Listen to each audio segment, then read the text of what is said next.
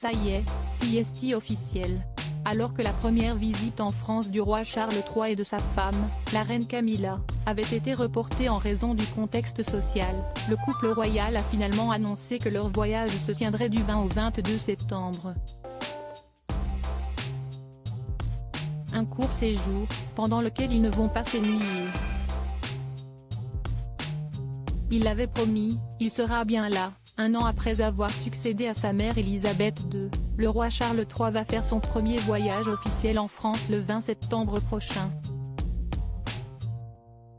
Un voyage normalement prévu il y a quelques mois, mais le contexte social, en pleine lutte contre la réforme des retraites, avait poussé le souverain à reporter sa visite à la rentrée et a préféré passer quelques jours en Allemagne. Cette fois-ci, en revanche, sieste la bonne, et le programme de ce 35e voyage officiel du roi, qui parle parfaitement français, dans l'Hexagone pourrait être extrêmement chargé. La visite annulée prévoyait une cérémonie du souvenir à l'Arc de Triomphe avec Emmanuel Macron et un discours du roi au Sénat devant les députés et les sénateurs, ainsi qu'un banquet d'État en l'honneur du couple royal au château de Versailles. Charles III, qui a fêté ses 74 ans en fin d'année dernière, devait aussi se rendre à Bordeaux, pour une étape très centrée sur l'environnement, sa passion depuis plus de 50 ans.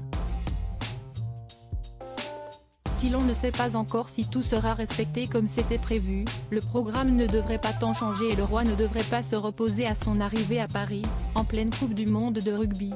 À ses côtés, sa femme Camilla fera quant à elle sa 9e apparition officielle en France. Et tous les deux semblent ravis de ce petit voyage. Cette visite célébrera l'histoire, les valeurs et la culture commune du Royaume-Uni et de la France, ont-ils notamment déclaré dans un communiqué. Le palais de l'Élysée a également salué leur venue. Cette visite est un honneur fait à la France, pendant que notre pays accueillera également la Coupe du Monde de rugby. Elle témoignera de la profondeur des liens historiques qui unissent nos deux pays et nos deux peuples, a commenté la présidence dans un communiqué, expliquant que ce voyage sera l'occasion pour les deux hommes de poursuivre leur engagement commun en faveur de la préservation de la nature, sujet sur lequel ils ont étroitement coopéré ces dernières années.